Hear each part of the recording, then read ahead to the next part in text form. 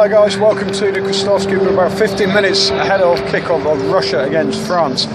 You may have already seen the team news on social media, but just in case you haven't, basic headlines: Denis Glushkov on the bench, Alexander Yurokhin comes into midfield, Alan Tagorov didn't start against Brazil in Moscow on Friday, but he is, as I suggested, he is playing. Yuri Zhirkov is starting as well at left back.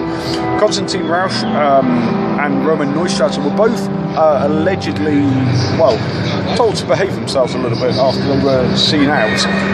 But Neustadt does start in defence. Neustadt, Granat and Kuryashov in the middle.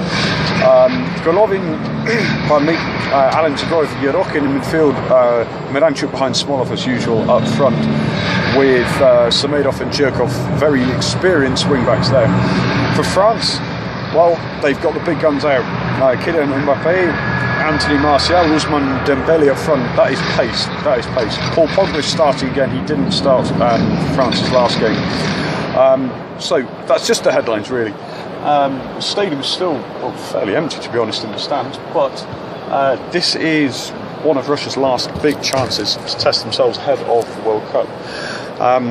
Alan Tagorov, like I said before the game, he's got the biggest test, and he's my man to watch for Russia because he's got a different role today than he usually plays, or should I say, when he plays his best, he usually plays a more advanced role. Today he'll play in the midfield three.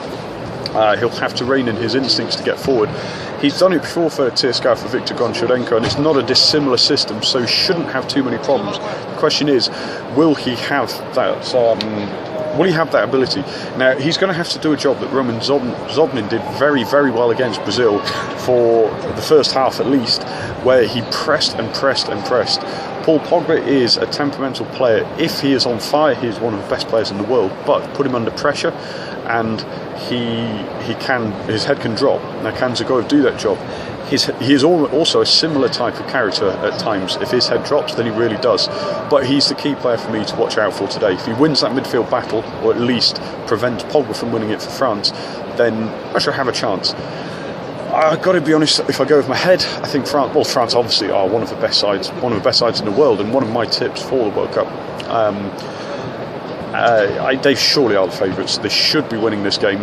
But you never know. If Russia can hold out for longer than they did against Brazil, if they can get an early goal or a goal in the second half, after half time, then anything could happen.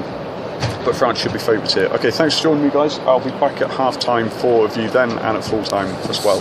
Keep following us for more guides from St. Petersburg. Teams are just going in now, and we'll be kicking off in about 20 minutes time.